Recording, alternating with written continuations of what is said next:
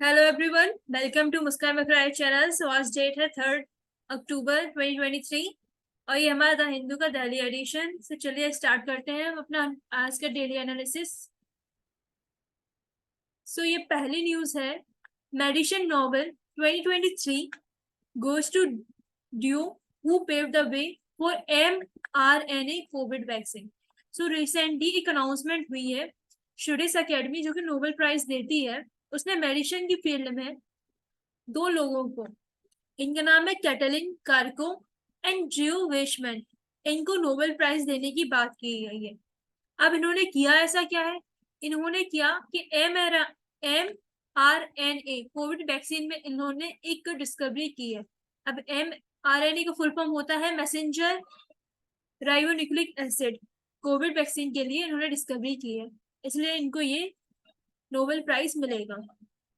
और वहीं देखा जाए तो डॉक्टर कारिको, ये फीमेल है, ये इनको 13 वुमेन होंगी जिन्होंने ये नोबेल प्राइज जीता है। अब M R N A stand for the messenger R N A, a type of molecules होते हैं that carries instruction from the DNA, से इंस्ट्रक्शन ले जाकर सेल्स के साइटोप्लाज्म में पहुंचाते हैं। Where those message are read to produce various proteins. Mean simple word में आप देखो तो एम आर एन ए जो होता है मैसेंजर आर एन ए होता है, जो मॉलिक्यूल्स की तरह होते हैं, जो डीएनए से इंफॉर्मेशन ले जा करके सेल्स के साइटोप्लाज्म में देते हैं और वहीं से फिर प्रोटीन का प्रोडक्शन होता है उस हिसाब से। अब इनके आइडिया को फॉलो किया जाए तो ये आइडिया था was to inject the body with a modified R N A. Body में एम आर एन ए जो कि मॉडिफिकेशन इन लैब होगा, उसको बॉडी में इंजेक्ट करके और एक certain type of protein develop करना जो कि हमारी बॉडी के ह्यूमन सिस्टम को प्रोवोक कर सके और आने वाले अटैक, इम्यूनिटी सिस्टम पर आने वाले अटैक को के लिए भी तैयार रहे। सो बेसिकली इनका ये था कि इन्होंने mRNA वैक्सीन डेवलप की, वो भी सिंथेटिक मोड में, मींस लैब में। लेकिन उनको एक प्रॉब्लम भी इन्होंने बताई कि उनको प्रॉब्लम क्या हो, कि जैसे कि इन्होंने सिंथेटिक mRNA बनाई तो ये क्या होता है, हमारी बॉडीज mRNA जो कि सिंथेटिक को फॉरेन सब्सटेंसेस समझ करके उनको रिजेक्ट करती है। हमारे इम्यूनिटी सिस्टम में ये होता है कि अगर अपनी बॉडी को उससे जान पहचान का कोई भी सब्सटेंसेस नहीं मिलता है तो उसको रिजेक्ट कर देती है फॉरेन पार्टिकल समझकर। तो ऐसी सिंथेटिक mRNA इन्होंने बनाया है, तो इसमें भी फॉरेन पार्टिकल समझकर हमारी बॉडी रेसिस्ट कर रही है। और इन्होंने जो हमारी सेल्स प्रोड्यूस करती है mRNA नेचुरल, और जो इन्होंने बनाया लैब में, उसमें इन्होंने डिफ्रेंशिएट करके बताया जो मॉडिफाई आरएनए होता है ना, वो बॉडी की इम्यूनिटी सिस्टम या फिर किसी सेल से रिएक्शन नहीं करता है, वो अनचेंज रहता है। वही mRNA जो सेल्स का नेचुरल होता है, वो हमारे बॉडीज के प्रोटीन या फिर अन्य फॉर्म से रिएक्शन करके अपना काम करता है। सो ये न्यूज हमारे प्रिलिम्स पॉइंट ऑफ व्यू से बहुत इंपॉर्टेंट है। जीएस 3 में भी आप देखोगे कि जीएस 3 में नोबेल प्राइज में कि पूछती है यूपीएससी कभी कभी कि नोबेल प्राइज इस फील्ड में मिला, इसके क्या क्या इनिशिएटिव है, मीन्स क्या क्या इसके बेनिफिट्स हो सकते हैं फॉर द ग्लोबल कॉमन। सो ये article prelims point of view से भी इम्पोर्टेंट है कि दो लोगों को मिला मेडिसिन की फील्ड में, उनका नाम है कैटालिन कैरिको एंड जियो वेशमैन। सो बढ़ते हैं अपने नेक्स्ट आर्टिकल की ओर। सो ये आर्टिकल रिसेंटली बिहार की गवर्नमेंट ने कास्ट सेंसिस करवाया था, कास्ट सर्वे, जिसमें उनको पता चला कि 36% तो एक्सट्रीमली बैकवर्ड क्लासेस हैं जो कि लार्जेस्ट ग्रुपिंग को होल्ड करती हैं, ऐसा कास्ट स्टडी में शो हुआ है। और ये सिर्फ एक डाटा है, इसमें कोई एनालिसिस करके नहीं किया गया कि प्रॉब्लम क्या है, ये क्या है, क्या होना चाहिए, ये सब नहीं, सिर्फ डाटा, रफ डाटा। तो वही आप देखोगे कि ओबीसी की कैटेगरी 27% है, एक्सट्रीमली बैकवर्ड क्लासेस की यहाँ पर 36% है, एससी की 19%, एसटी की 1.68% और अनरिजर्व की 15.52। और इसी के साथ साथ जो हमारे कांग्रेस गवर्नमेंट है अपोजिशन में, उन्होंने भी कहा है कि सेंट्रल लेवल पर भी ऐसी एक स्टडी कंडक्ट कराई जाए जिससे कि पता चल सके कि हमारे नेशनल लेवल पर कौन कौन सी, क्या क्या क्या क्या यूनिट्स होल्ड करती हैं, कितनी पॉपुलेशन है, किस किस कैटेगरी में है, और पॉपुलेशन में उनका हिस्सा क्या क्या है, ये सब पता चले। सो ये ज्यादा इंपॉर्टेंट आर्टिकल नहीं है, लेकिन हाँ एक केस स्टडी में आप देख सकते हो, कास्ट स्टडी सेंसस हुआ था बिहार में। ऐसे ही होना चाहिए अगर आप कोई विजनरी डॉक्यूमेंट शोकेस कर रहे हो इन कंक्लूजन में और वे फॉरवर्ड में। सो बढ़ते हैं अपने नेक्स्ट आर्टिकल की ओर। सो ये आर्टिकल है रिसेंटली इंडिया ने डेफिसिट मानसून फेस किया, मीन जितनी वहां पर बरसात होना चाहिए मानसून में उतनी नहीं हो पाई। ये 6% लोअर देन 89% जो हमारी नॉर्मल मानी जाती है उससे लगभग 6% कम रही है, इसलिए इसको डेफिसिट मानसून भी बोला गया है। ये ऐसा 2018 के बाद पहली बार हुआ है कि हमारा मानसून डेफिसिट में गया है। लेकिन उन्होंने साथ में ये भी बोला है कि कहीं कहीं ऐसे एरिया भी देखी गए जहाँ पे एक्सेस रेनफॉल हो गई है, और कहीं कहीं ऐसी डेफिशिएंसी देखी गई है जहाँ पे ड्रॉट पड़ गए हैं। सो ये डिस्क्रिपेंसी और डाइवर्सिटी आ रही है मानसून रेनफॉल में, उसमें भी ये राइटर बोलते हैं। उन्होंने बोला जैसे कि चंडीगढ़ में, हरियाणा में, हिमाचल प्रदेश में हैवी रेनफॉल हो रही, तो जिससे कि फ्लड्स एंड लैंडस्लाइड आ रही। वहीं दूसरी जगह पर देखा जाए तो क्लाउड बर्स्ट हुए हिमाचल प्रदेश में। कहीं कहीं वेस्टर्न डिस्टर्बेंस की वजह से ट्रॉपिकल स्टॉर्म मांस एक्स्ट्रा ट्रॉपिकल स्टॉर्म्स आ रहे हैं मेडिटेरियन रीजन से, उसमें भी मानसून एक्सिस मानसून हो रही है अपने नॉर्थ वेस्ट इंडिया में। और कहीं कहीं देखा जाए तो महाराष्ट्र में ड्रॉट लाइक कंडीशन भी है। सो ये वेरिएशन है, इसके बारे में बोला गया है। वहीं आईएमडी इंडियन मेट्रोलॉजिकल डिपार्टमेंट ने भी एक फोरकास्ट की थी कि नॉर्मल नॉर्थ ईस्ट मानसून में नॉर्मल मानसून होगा, और normal to above normal rainfall large parts में होगा। लेकिन देखा जा रहा है कि इससे अपोजिट डायरेक्शन में चीजें हो रही हैं। जैसे आईएमडी ने जो फोरकास्ट की थी उसके अकॉर्डिंग बारिश नहीं हो रही है, मानसून नहीं आ रहे हैं। तो इसमें यही बोला गया कि जो स्पाशियल एंड टेम्पोरल वेरिएंस है ना मानसून को रिट्रेट करने में, उसकी फोरकास्ट करने में, उसके लिए हमको चाहिए एक resilient infrastructure investment that can be all weather insurance हो सके against the increasingly unpredictable vagaries of global climate. यहाँ पे वैगरीज का मतलब है अनएक्सपेक्टेड जो ग्लोबल क्लाइमेट में चेंज हो रहा है उनके अगेंस्ट एक पुशबैक मिले हम लोगों को in terms of weather insurance की तरफ से। मीन्स हम लोगों के पास अच्छी खासी फोरकास्टिंग अवेलेबल हो, जैसे कि हम पता कर सके कब मानसून हो रहा है कब नहीं हो रहा है, कहाँ प्रॉब्लम है, कहाँ पे एक्सेस रेनफॉल हो सकता है, कहाँ डेफिशिट हो सकता है, इस बारे में। सो ये आर्टिकल हमारे GS 1 में ज्योग्राफी सेक्शन से इम्पोर्टेंट है इंडियन मानसून के पर्सपेक्टिव से। सो बढ़ते हैं हम अपने नेक्स्ट आर्टिकल की ओर। सो ये आर्टिकल है हमारा building the bricks for the future. So जैसे ब्रिक्स का मेंशन आता है तो हम लोगों के दिमाग में आता है कि ये आर्टिकल है GS 2 में जो बायलैटरल रीजनल ग्रुपिंग होती है ना, उससे रिलेटेड आर्टिकल्स है, और ये आर्टिकल काफी अच्छा है, इसमें बहुत सारे फोटो पॉइंट्स मिलेंगे आपको। रिसेंटली आपको बताया 6 न्यू मेंबर्स कंट्रीज ब्रिक्स की ग्रुपिंग में पार्टिसिपेट किया है, जो साउथ अफ्रीका में जोहान्सबर्ग की मीटिंग हुई थी उसमें। तो इसमें ये बोला गया है कि ब्रिक्स की क्या नीड है, क्या बेनिफिट्स है। पहली बात तो ब्रिक्स एक इकोनॉमिक कंपल्सन से बना था, ना कि पॉलिटिकल कंपल्सन या फिर डिफेंस कंपल्सन। जैसे कि नाटो नाटो बना था डिफेंस एंड डिफेंस पर्सपेक्टिव से, वही ब्रिक्स इकोनॉमिक कंपल्सन से बना है, मीन्स इकोनॉमिक ग्रोथ करने के लिए। वही देखा जाए तो ब्रिक्स की जीडीपी है around 36% of global GDP, population में भी ये 47% है।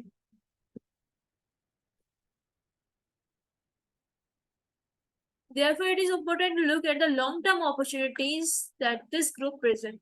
So basically इस आर्टिकल में ये बोला गया है कि ब्रिक्स की क्या क्या अपॉर्चुनिटीज अवेलेबल है for these countries who are part of this grouping. और साथ में इन्होंने बोला है कि सेकंड, इंडिया और चाइना दो ऐसे मेंबर्स हैं जिनकी पॉपुलेशन अराउंड वर्ल्ड की पॉपुलेशन की 1/3 है। तो आप सोच सकते हो पॉपुलेशन के एस्पेक्ट से ये ग्रुपिंग बहुत ज्यादा इंपॉर्टेंट है, क्योंकि इसमें 2 लार्जेस्ट पॉपुलेटेड कंट्रीज इन्वॉल्व, और जो साथ ही फास्टेस्ट ग्रोइंग इकोनॉमीज बनेगी। और ऐसा भी माना जाए कि टॉप 2023 में टॉप 3 इकोनॉमीज में से भी होंगी। लेकिन साथ में ब्रिक्स का एक अच्छी तरीके से फायदा ये नहीं हो पा रहा है, क्योंकि इंडिया एंड चाइना के जो बायलैटरल चैलेंजेस हैं इन terms of diplomatic, political Doklam crisis, अभी गालवा वैली क्राइसिस हुआ था, उनकी वजह से। इसी के कारण G20 प्रेसिडेंसी जो इंडिया ने होस्ट की थी उसमें चाइनीज प्रेसिडेंट शी जिनपिंग नहीं आए थे। तीसरी बात इस इनिशिएटिव की अच्छी बात यह है, जो अभी पोलराइजेशन हो रहा है ना बिटवीन यूएस एंड चाइना के बीच में, उस पोलराइजेशन को बैलेंस करेगा ये ग्रुपिंग। कैसे? Under the leadership of India, India की लीडरशिप में ये जो पोलराइजेशन है उसको बैलेंस आउट कर सकता है। ये रिफ्यूजी क्राइसिस को भी बात रख सकता है। रिसेंटली इंडिया की लीडरशिप में ही G20 ने अफ्रीकन यूनियन को G20 में शामिल किया, अब G21 हो जाएगा। ये different free trade economics blocks में एंगेजमेंट कर सकता है। और फोर्थ में अभी रिसेंटली आपने देखा होगा, अभी कंट्रीज यूएस डॉलर से हट करके अपनी अपनी कंट्रीज की करेंसी में ज्यादा ज्यादा ही इंटरेस्ट ले रही है। मीन्स आप कह सकते हो डी डॉलराइजेशन हो रहा है। अब ऐसा हो क्यों रहा है? क्योंकि अभी रिसेंटली कोविड हुआ था, 2008 फाइनेंशियल क्राइसिस में भी ये देखा गया था कि अगर यूएस डॉलर में क्राइसिस आती है तो वो होल वर्ल्ड को कैसे अफेक्ट करती है। इसलिए डिफरेंट कंट्रीज अपने अपनी खुद की करेंसीज को इनकरेज कर रही हैं। जैसे कि चाइना ने, इंडिया ने भी बहुत सारे अपनी करेंसीज को इन्वॉल्व करने के लिए यूएई, इजिप्ट, सिंगापुर इनसे भी एग्रीमेंट साइन किए हैं। और finally the continent that promise economic growth this century is Africa. इसमें ये बोला है, इस इन ऑथर ने बोला है कि अफ्रीका ब्रिक्स कंट्रीज में है ही, जैसे कि साउथ अफ्रीका का इन्वॉल्वमेंट है, तो क्यों ना जो बाकी कंट्रीज है उनका भी इन्वॉल्वमेंट रखा जाए with their respective due proportion.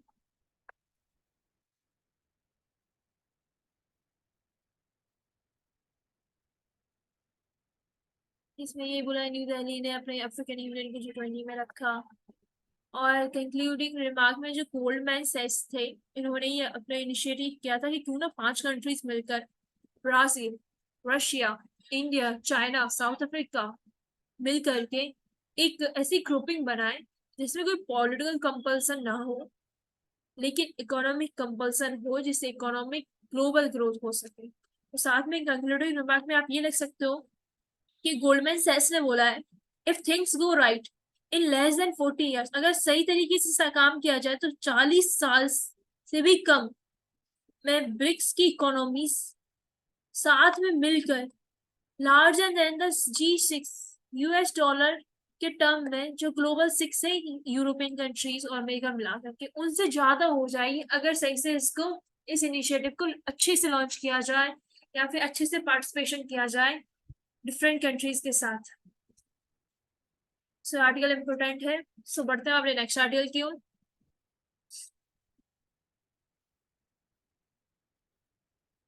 सो ये आर्टिकल रिसेंटली सुप्रीम कोर्ट ने प्रिजन रिफॉर्म पर एक जो सोसाइटी के केसेस मिल रहे हैं प्रिजन में, उन पर एक कमेटी बैठाई और उससे रीजन जानने के लिए उन्होंने उस कमेटी से कहा।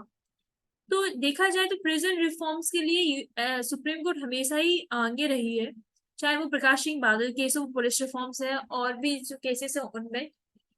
तो प्रेजेंट में ये देखा जाए सुसाइड रिलेटेड ज्यादा केसेस हो रहे हैं, उसका बेसिकली रीजन अननेचुरल डेथ माना जाता है। अननेचुरल डेथ में इंक्लूड करता है सुसाइड से hanging, poisoning, self inflicted injury, drug overdose, electrocution and death due to inmates assaults by outside influence, natural calamity, snake bites, ये सब रहती है। तो देखा जा रहा है कि प्रिजन रिफॉर्म्स में अननेचुरल डेथ ज्यादा हो रही है, सुसाइडल टेंडेंसी ज्यादा हो रही है। तो इसी पर सुसाइड के केस बढ़ते हुए नेशनल ह्यूमन राइट कमीशन ने एक 21 पेज एडवाइजरी नोटिस जारी किया है स्टेट्स की, कि जो ये इश्यूज बढ़ रहे हैं उन पर ध्यान दिया जाए और इन गाइडलाइंस को फॉलो किया जाए। सो ये ज्यादा इंपॉर्टेंट आर्टिकल नहीं है, लेकिन हाँ गवर्नेंस पॉइंट ऑफ व्यू से प्रिजन है हमारा सब टॉपिक, उसमें आप एक केस स्टडी डाल सकते हो कि क्या प्रॉब्लम हो रही है और क्या करना चाहिए बे फॉरवर्ड। सो बढ़ते हैं अपने नेक्स्ट आर्टिकल की ओर। सो ये आर्टिकल है हमारा IAF, Indian air force likely to induct Astra BBR air to air missile by year है। तो बेसिकली ये बोला जा रहा है कि Astra PVR air to air missile है, उसको इंडियन एयरफोर्स कंडक्ट कर रही है अपनी टीम में। सो ये क्या होती है, ये है एक फुली, ये पहली बात तो है एयर टू एयर मिसाइल है, ठीक है। इसको इंटीग्रेट किया जा रहा है सुखोई 30 MK1 में, और इसको साथ साथ जो LCA लाइट कॉम्बैट एयरक्राफ्ट में भी इसको लॉन्च किया गया है, जो सक्सेसफुली साबित हुआ है ये मिसाइल काम की है। ये मिसाइल कम से कम एयरक्राफ्ट अगर आपका 20,000 फीट से भी ऊंचा है तो ये मिसाइल उसमें इंगेज होकर अपना काम कर सकती है।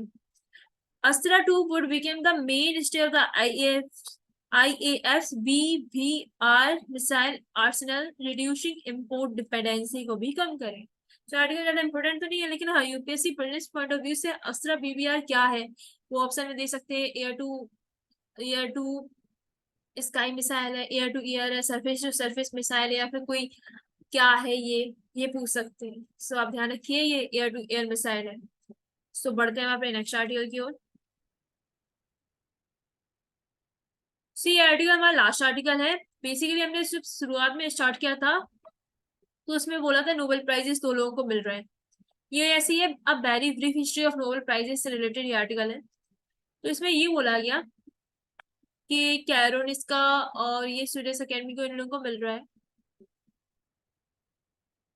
और ये नोबेल प्राइजेस अल्फ्रेड नोबेल ने 19वीं सेंचुरी में बनवाया था, जो कि बेसिकली केमिस्ट थे और बिजनेसमैन भी थे फ्रॉम स्वीडन। कहने को तो उनकी 300 पेटेंट अवेलेबल थे, लेकिन उनको फेम कब मिली, जब उन्होंने डायनामाइट डायनामाइट आपने देखा होगा कि जो चट्टाने वट्टाने होती है ना उन पर ये लगाकर डायनामाइट लगाकर उनको तोड़ा जाता है। तो उन्हीं उसी का इन्वेंशन इन्होंने किया था। उन्होंने क्या किया था, नाइट्रोग्लिसरीन होता है ना, उसको एक कंपाउंड जो कि एक्सप्लोसिव होता है, स्टेबिलिटी प्रोवाइड करने के लिए इन्होंने नाइट्रोग्लिसरीन का यूज करके डायनामाइट बनाया था। अब नोबेल फाउंडेशन के द्वारा दिया जाता है। इसमें 18 कैरेट गोल्ड का मेडल होता है, 1 मिलियन तुमको कैश प्राइज मिलते हैं, और ये स्वीडिश नोबेल फाउंडेशन के द्वारा दिया जाता है। पहला फर्स्ट नोबेल प्राइज मिला था 1901 में, 5 year after his death of Alfred Nobel की डेथ होने के बाद 1901 में पहला नोबेल प्राइज मिला था। उसके बाद 1968 में 6 प्राइजेस मिले थे for economics by student centre में। इसमें ये बोला गया कि हिस्टोरिकली जो पहले नोबेल प्राइजेस विनर होते थे वो ज्यादातर मैन होते थे, व्हाइट मैन। लेकिन बाद में डाइवर्सिटी चेंज हुई साइंटिफिक फील्ड में, और लोगों का इन्वॉल्वमेंट होने लगा, like Africa, Asian country, south east Asia. तो डाइवर्सिटी आई है नोबेल विनर्स में। Around 60 womens have won Nobel prizes, जिनमें से 25 तो हमारी साइंटिफिक कैटेगरी से ही है। 4 वुमेन्स ने फिजिक्स की कैटेगरी में मिला, और सिर्फ 2 वुमेन्स ऐसी हैं जिनको इकोनॉमिक प्राइजेस में मिला। लेकिन डाइवर्सिटी आने के बावजूद इस आर्टिकल में ये बोला जा रहा है कि जो वहाँ के जो जजेस होते हैं ना उनको एक बेटर जॉब करनी चाहिए कि जो डिस्कवरी हो रही है outside Europe and north America वहां पर भी विमेन्स एंड साइंटिस्ट को देखना चाहिए। सो ज्यादा डाइवर्सिटी होगी और लोगों को ज्यादा इंटरेस्ट रहेगा कि हाँ एक नया टैलेंट, एक सही टैलेंट को सही जगह मिली है नोबेल प्राइज में। Thank you. अगर आपको एक क्विज एनालिसिस द हिंदू का अच्छा लगा हो, इंपोर्टेंट आर्टिकल्स प्रीलिम्स में इस पॉइंट ऑफ व्यू से, सो लाइक कीजिएगा, सब्सक्राइब कीजिएगा चैनल एंड शेयर कीजिएगा। कोई सजेशन हो तो कमेंट जरूर कीजिएगा। तो थैंक यू, बाय बाय।